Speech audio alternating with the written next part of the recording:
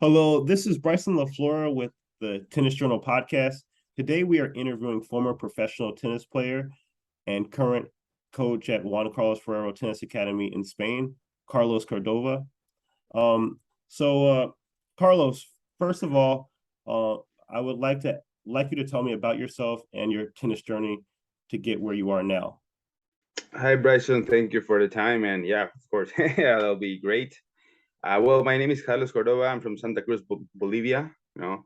I've started playing since I was four years old, and I got to play for my country in like 5 times in it's called the South American tournament. You get to play like the first three players in each country. With each other in South America. And yeah, then I went to college and played there, and then I became coach. That's what I like the most, and that's what I love the most, I would say.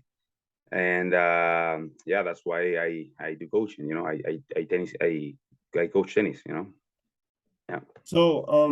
How was it like playing tennis in Bolivia, and has your country affected your outlook about life or tennis? Because there's not too many players from South America and especially Bolivia. So has that shaped your worldview or shaped how you coach in any way?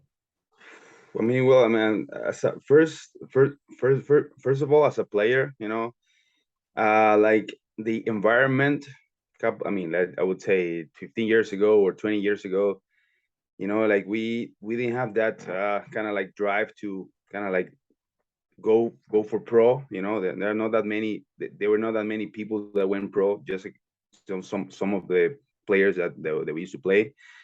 But like right now, you know, we got actually like two brothers. It's Hugo de Lien and Murkel. Like kind of like okay, Hugo is like top 100, and his brother is like 260 or something. So they're kind of like trying to, like the people there in Bolivia trying to grow tennis, the tennis thing in order to for the kids to go pro. But it's Mm-hmm. still you have that mind that say, okay, I just, I when I get to, when I get to like my last tournaments in ITF, then I will go to play college. So that's kind of like the mindset in Bolivia mainly. Mm-hmm. But we are trying to, do something in order to get people play pro. That'll be Mm-hmm. great and it'll be amazing. But it's tough. So yes. So you say it's more so like or the players in Bolivia that are coming up aren't necessarily shooting so high. They're sort of Yes. um their winning for them is playing college tennis. Yes, definitely yes. Most of them. Yeah. And has being from Bolivia shaped how you coach at all, or has it prepared you in any way for playing college tennis in the USA? Well, yeah, I would say the mindset. I've coached in Bolivia. I've coached in the club where I grew up in. In Club Tennis Santa Cruz. Mm-hmm. But I would say, like I wanted to change the mindset and say, okay, I want to go for more. I just don't want to stay here and just to play. I mean, coach kids that play, national tournaments and only COSAT tournaments and stuff. But I wanted to go for more. So I say, okay, I'll just make a turn and a change in my life. And I say, okay, I just decided to come here to Juan Carlos Ferrero Tennis Academy. That's where Mm-hmm. actually, I say, okay, I'll go there and just try to see if I kind of like become a coach of a professional tennis player. And Oh, then, okay. yes. Um, kind of going taking a small segue. Yeah. So have you seen anything that would like stand out to you as it results to Carlos Alcaraz? Like, is there something that that sets him apart from other players you see or other juniors you see? Yeah, I would say the intensity that he puts in the practice is just incredible. He just Mm-hmm. go for everything, every shot. He runs. He just, in his intensity in in every part. Like I mean everywhere. He's playing pool sometimes. With the kids in the academy. It's always intense. So it's very intense for everything. So but yeah, I would say he's just the passion that he puts in on the court. The passion. He's Mm-hmm. always trying to improve. Always trying to challenging to challenge himself. So yeah, I would say that. Okay. Yeah. Okay. So my next question for you is I was just wondering if so and maybe we can kind of relate this to Carlos Alcaraz also, and if you know anything about what brought him to where he is, feel free to share. But if let's say you have a player from birth and you can mold this player however you want to mold him to take him to be a professional tennis player, what would you do step by step? So that can relate to fitness, it can relate to technique, it can relate to tactics. What would you do step by step if you wanted to take a player or a kid and make him Carlos Alcaraz? Well, yeah, I would say the first. I will. I will. I will let the kid say, okay. I mean, if let's see if he likes it or not. You know, if the kid likes it first, just try to make him have fun first, right? Because if the Mm-hmm. kid, let's say if I wanna if I really want the kid to be a tennis player first, right? I would. I mean, I will see first if he likes it or not. You know what I mean? I just cannot say you will be a pro tennis player, but maybe he doesn't like it. You know what I mean. But of course, by the age of 4, 5, 6, let's see if you put him on the court and see if he likes it. But okay, let's say he likes it. Okay, but the first thing, have it's to have fun. Okay, right? Have fun. Teach him kind of like the basics of tennis. You know, say okay, what's the basic of tennis, right? Try to make your opponent move, you know, um, something about the technique as well, since they are kids. But I would say the main thing to have fun by teaching them the basics, you know. Mm-hmm. Yeah, and then after that, you can continue also. I mean, with more tactics, with more techniques, and everything. And then as they are becoming, I mean, of course they should compete as well, you know. And then when they're kind of like 16, 17 or something like that, around that age, I mean, by that time, I think you should know already if I mean, how their condition is gonna be, their fitness, how tall they are gonna be, and everything. So you kind of like mold the game towards that player. You know what I mean?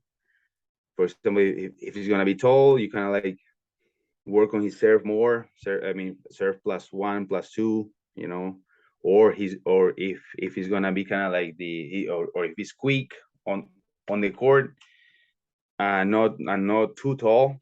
He would just to be kind of like running around and kind of like more fitness game. You know what I mean?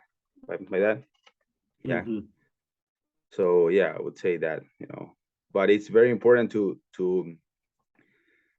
analyze and understand what kind of player you have, right? To see how you kind of like do the drills that you're gonna do, that you're gonna make him do, for sure.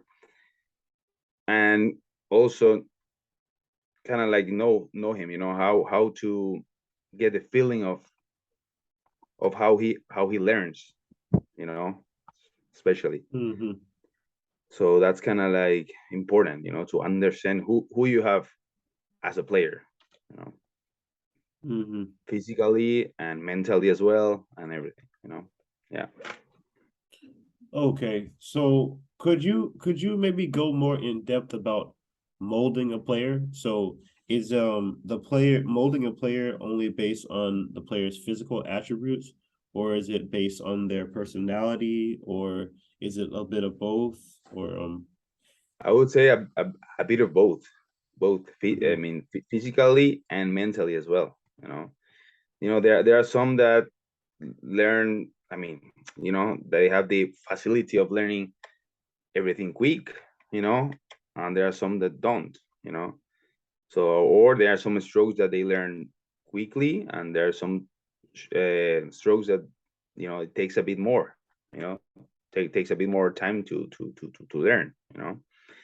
And also kind of like it's important to understand that. And yeah, I mean, just be patient. I would say that. I mean, I've kind of learned that throughout the years that I've been coaching. Not everybody is the same. Not everybody loves tennis. Not everybody puts like intensity at 100%. It's just like that. It's to understand the player as well. Yeah. mhm. And when would you, so let's say you're just starting with a beginner player, when Yeah. what's like the pathway of like okay, let's say you have a good technical base. Okay, so Um, then now you start talking about tactics, and then you start talking about like what specifically the player could do to be successful, right? But is there like a timetable? For instance, like a player should focus on technique for 2 years, or a player should focus on tactics for 3 years, and then now we're into doing, maybe they're a tall player, so they're just going to serve +1. Is there like a timetable, or is there like an amount of hours that a player should be putting in this on for this pathway of development, or is it kind of like as they learn? Do you understand what I mean? So for instance, like if a player had not mastered a backhand, should you just focus on backhand, or should you just learn all the other stuff and then just keep moving forward? Do you know what I mean? This yeah, I would say, I mean, I mean, it's kind of like tricky question, but I would say that, uh, of course, I mean, you always have things that you are good at and some things that you have to keep improving, right? And there are also things to learn, right? So I think that you're always kind of like in that motion every day, I would say, right? So, for example, if the backhand is no, he needs to improve that. Of course, I mean, put some time into it as well in the practice. But also, you should do things that like master their uh, his um his strengths. You know what I mean? For example, if it's his forehand, like for example, is cross court forehand, for example. Okay, mhm. so you should keep. I mean, you should continue to work on that as well. To master it. To kind of like do it better every time. You know, and but I would say that the time frame. I think it's just like every player is different. For example, there are some cracks like Alcaraz, like Zverev and some others. They are like top 10 when they are 20, or 21, 22. There are some others that take longer, like they're like 26, 27. They're kind of like getting and touching the top 100. So, everybody's different. Everybody has his own path.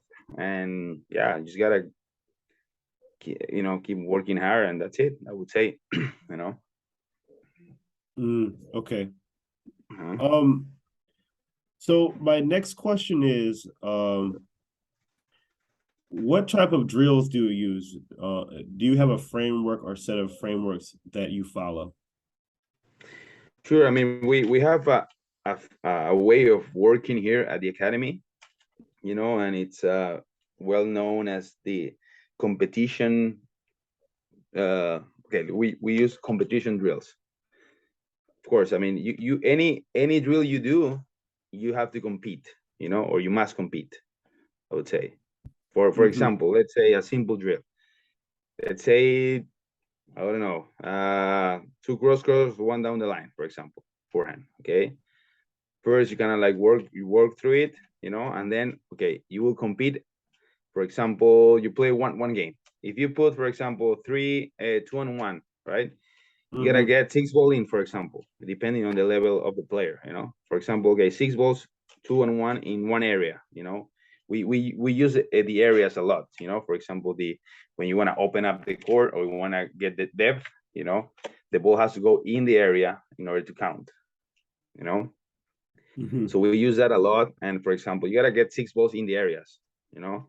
So you get 2-1, 2-1. Let's say, for example, it takes 8 balls, for example, right? So you get once you get 6 balls in the area, you win the point, right?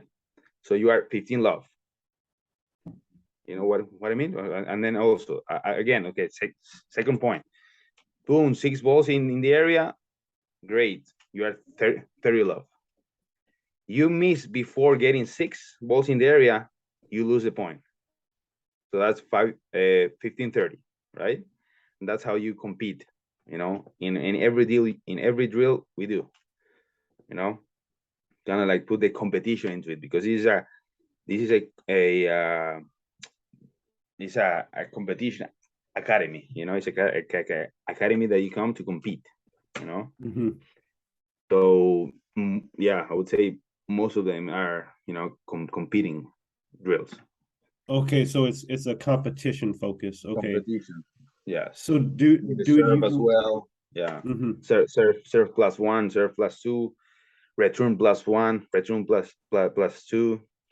Uh, anything like drills from 3/4 of the court and forward as well. You know. Anything. For example, you gotta get, for example, in the volleys, 2 cross-court volleys in the area or whatever, 3 or 10 or whatever. And then you Mm-hmm. do, okay, let's say 1-2, and then you open up the point, you know. Mm-hmm. You play with the point. So mainly it's based on that here in the academy, you know?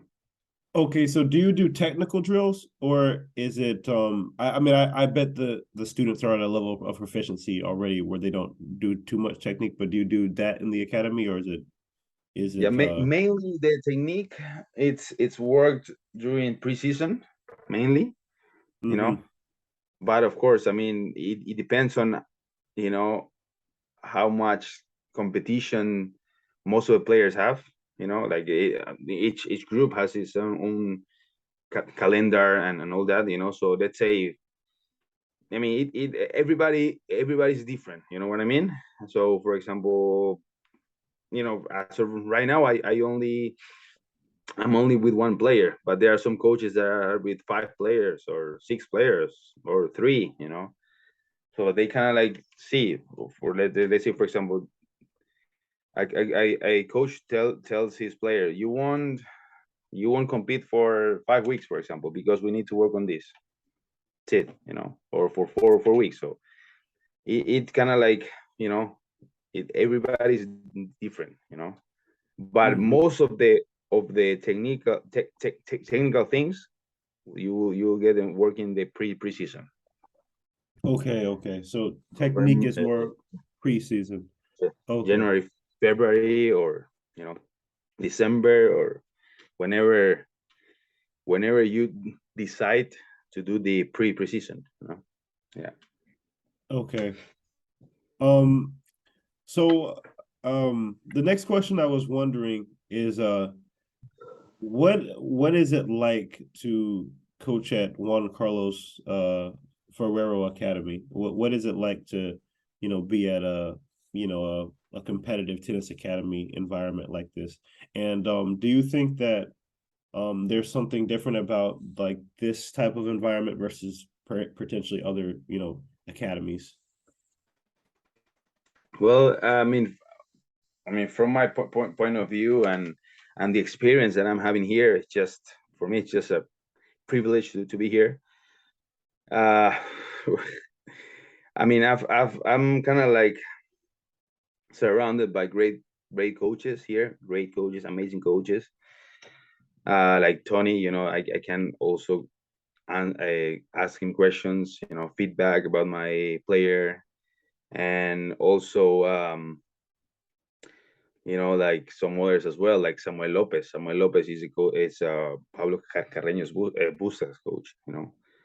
So Samuel is kind of like guiding me as well and helping me guiding my player who is Dali Blanche.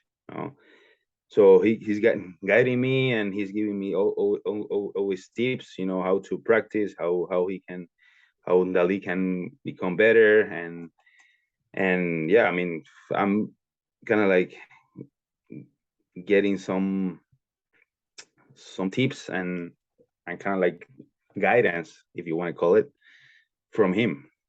So it's just a privilege, for me to be here. I'm learning a lot, of course. I mean, there are some things that I can do better, I can improve and all that, but I'm always getting feedback about that.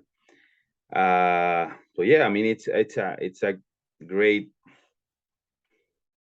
environment. It's kind of like you kind of feel like a family here, with all the coaches and everybody that works here, like in the cafeteria or in the reception or a paddle section of the academy as well, because we have paddle as well.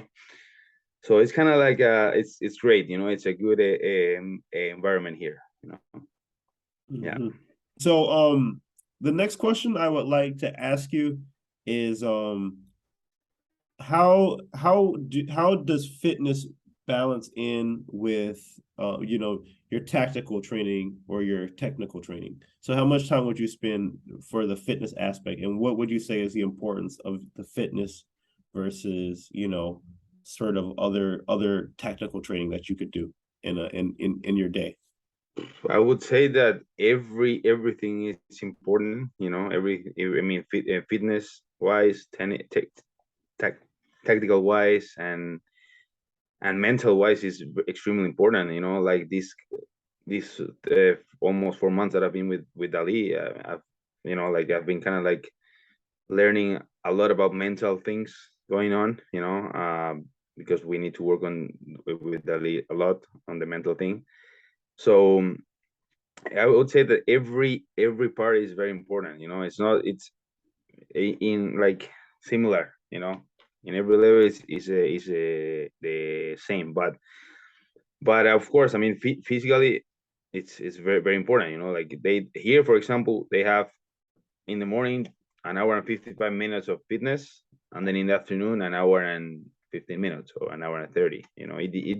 Depending on what's the plan that they have for the player, the coaches. So Okay. but I would say that it's the same amount of importance that for the tennis part, physical part, and mental part. Yeah. Mm-hmm. So if let's say you're training to be a top player, and like maybe this is you, and I'm sure you see a lot of these types of players that are really trending to be great. What would their typical day look like? Would it be like morning hour and 5 minutes for fitness, or then afternoon 2 hours of tennis, or is what I'm saying? What would a day be like for a junior training? Yeah, I would say they wake up, right? They have breakfast, then do their pre-practice movements, in the gym. It could be bike or could be, like elasticity or everything that they do in the first thing they do to warm up. And then they go to the court. So I would say between an hour and a half and 2 hours, it's a good amount of time for tennis. You know, more than that is kind of like unless you will do only one session, you know, because sometimes you can do long session, for example, of 3 hours, you know. But if you're gonna do in the afternoon as well, I would say two is it's fine. It's good, you know, between an hour and a half and two, you know, of Okay, tennis. so Yeah, even for like a top player, you think 2 hours a day it would be good. I mean two in the morning. In the morning. Yeah, Okay. And yeah, so like so that's the morning schedule. And the yeah. afternoon would be In the another 2 hours. afternoon, it could be also 2 hours or an hour and a half. You know, you don't want to kill him either. You know, Mm-hmm. so you kind of like mainly the, let's say for example, the fitness session on court, or where they get tired the most will be in the morning, and in the afternoon more kind of like practicing, for example, volleys, or you know, serves, returns, or three quarters of the court and forward, you know, all those kind of things, because you don't want to like get him too tired, you know what I mean, like Mm-hmm. over what's it called, like the word over stress, you know, Okay, in their okay. muscles and stuff, you know. So Okay. It is okay. So as far as the mental side, um, yes, what do you think is the best thing that a player could do mentally, you know, to improve, as a tennis player? Like, for instance, like what is one thing that holds players back mentally, like say in a tennis match, and what could you tell them to break out of that pattern? yeah, I would say that one thing I would say is that they have to suffer on the court during practice. They have to Mm-hmm. suffer, because if they don't suffer, they won't do well competing, you Mm-hmm. know, because on the court, your opponent, when you're playing, your opponent will make you suffer, will make you feel uncomfortable, right? So if you're not used to that, for sure you are not gonna compete well, you know. So I mean, there are few, like very few matches in a year, you know, that you feel very comfortable on court. You are on in the zone, you know, playing like everything, it's going well and everything. But it's very few matches, you know. But most of the matches, you will feel that that feeling of, you know, of fear, or feeling of, you know, being uncomfortable on court, because the opponent is trying to make you feel like that. He's trying to make you feel, sorry for the word, but he's going to make you feel like shit, you know. That's his plan, you know. So for Mm-hmm. example, if your best stroke is your forehand, you know, of course he won't hit your forehand like really easy, you know. He will make you run, and he will make you lose confidence on your forehand, you know. So, or he will make you run, and or whatever, you know, he will make you hit your backhand or on the run, you know. So he will make you feel comfortable. So if you don't suffer during practice, you won't compete well. That's for sure, I would say, from my point of view, you know. Yeah, Mm-hmm. so And you have to, mhm. yeah, that's kind of like, that's for the mental part, I would say, you know, mental part there, you know. You got to be tough on the in practice in order to be, I mean, mentally, in order to compete well, you know. Yeah, Okay. Okay, so suffering leads to like a good mental game like that. I would say so, yes. Okay. Interesting. Um, so yes, as far as my last question, so as a tennis coach at Juan Carlos Ferrero Tennis Academy, and I'm sure you've been around tennis a long time. I think I remember you said you were coaching in Hong Kong and you were coaching at a club in your own country in Bolivia, and I'm sure you've been coached and you've seen coaches coach. So I was just wondering, what in your mind makes a great tennis coach? Yeah, I would say, uh, first of all, the key thing is passion. If you want to be a good coach, you gotta have passion to it. Because there are long hours on the court, and I mean, always trying to give out and to help your player develop, and improve. That takes hours, and not only on court. It's also off the court. You know, so it's not only things that he needs to. I mean, the players need to improve on court, but also off the court. You know, so and that means that you have to take extra time of your job of your work.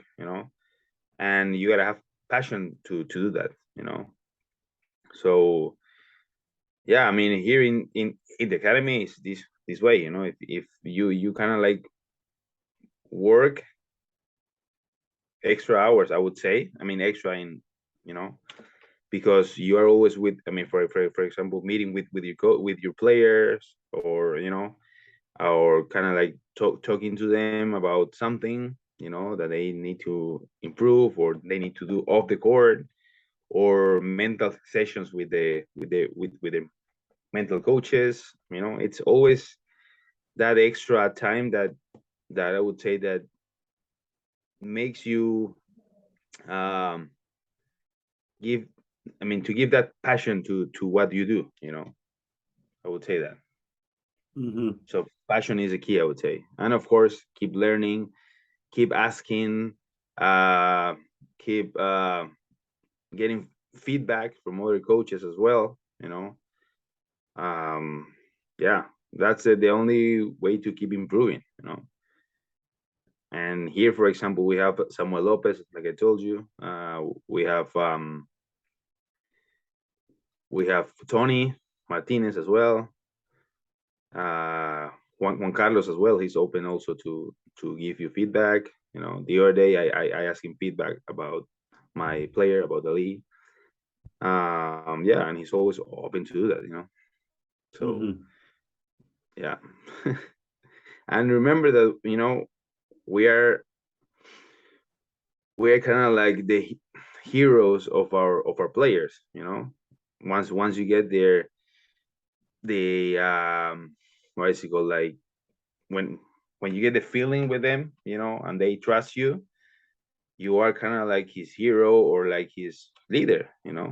So you gotta lead by example as well. It's tough, it's very tough, but you know you are their role model for them. you know so it's not only on court but also off the court, of court. Yeah. Mm-hmm. Maybe building on this question a little bit. So let's say, you were wanting to be a top level coach. What Yeah. what do you think maybe a good education would be for like being a top level tennis coach? Could I you would share your say, success with that mentally, from your knowledge of technique, the game, you know, and just like whatever mindset it would take to be a coach? Like, what would that be like? You know. yeah, I would say one key thing is understanding and knowing uh who your player is, or who your players are. I think that's the key in order to give them what they need, you know, to understand what type of players they are, what type of drills you should do in order to make them better. You know, I would say that's the key thing. Knowing and understanding who you have as a player or players. Yeah. Mm-hmm. And also, I mean, keep kind of like learning towards that. But actually you kind of learn as well by having that bond with the player or players. Kind of like getting to know him better. You kind of like travel a lot with him, and you spend lots of hours with him, and you kind of like get to know him and get to know each other better, and you know what he likes, what he doesn't like, and you see, it's. I mean, it has been for me this last couple of, I would say not couple, but 4 months as of right now. So I'm kind of like, I spend a lot of time with Dali, a lot. Yeah, off the court as well, off the court, Mm-hmm. So kind of like also, I mean, we have our mental coach as well. He's in Bolivia, but we kind of like do online sessions, and he's helping him to reach his better version, his best version, of Dali, Mm-hmm. So of course it's an ongoing process, it's a long process, but I think that, I mean, I'm positive that if he improves his mental skills, uh, he will become a great player, Yeah. Mm-hmm. Okay. Yeah. I don't know And if that answers your questions, your question. Yeah. um, kind of, yeah. Kind of. Okay. Yeah. Um, but as far as like closing thoughts, is there anything else you'd like to share? Anything else I would say, work hard, give that passion to coaching, not only on the court, but as well off the court. I would say it's very important. And yeah, also, I mean, try to have that bond with your player or players, kind of like make them trust you, and it's not in one day or 2 days or a month. It's in, day by day, month by month, and all that, so you gotta build that trust with each other, yeah. Mhm. I would say that. Yeah. Okay. Wow, I'm just taking it all in. I mean that was all incredible advice. And and I hope, yeah, I certainly learned from that, and I hope everybody else who may be listening can learn from that. So well, Sure. that's all for today. One more thing that Oh, I okay, yeah, would like yeah, to yeah, say is that, like I said, asking questions to other coaches doesn't make you less than them, so I mean, ask for questions, ask them, what they think about your player, what things they see that he can improve, so they kind of like another perspective as well. And also, helping your colleagues, and they helping you, it's just great, it all goes for better things, so I would say that, I mean, try to help, and also they will help you, and it's what vice versa, two ways, winning, hmm win-win situation, hmm I would say that. So, So so it's kind of about forming that sort of collaborative environment. yeah, I definitely see what you mean. yeah. Um, and okay, any closing thoughts before we close this down? I mean, everything you're coming with is amazing, so I want to hear as much as you got. So, Well, I just well, thank you very much for your time. I get really nervous when I talk. I mean, it's not because of the English, but also in Spanish, I do the same thing. It's something that I have, I don't know, in me. I would say it doesn't matter the language, but it was a pleasure to be here. You know, Thank you for your time, and hope we can keep in touch, and yeah, we can keep learning. well, thank you so much for agreeing to do this, and I think this can provide valuable insights for me and whoever the other audience will be watching this. So Well, let's go ahead and close it down. So this is Bryson LaFleur and Carlitos or Carlos Cordova. Yeah. And this has been another tennis improvement video. Like, comment, subscribe, and stay tuned for more videos and podcasts just like this one. Thanks. And I also wish you the best in your programs that you're doing, and all the postcards and everything you are doing with your website and all that. And this is great, this is amazing. So we all learn, that's great. Okay. Yeah. All right. Thank you, Carlos. Thank you. Take care.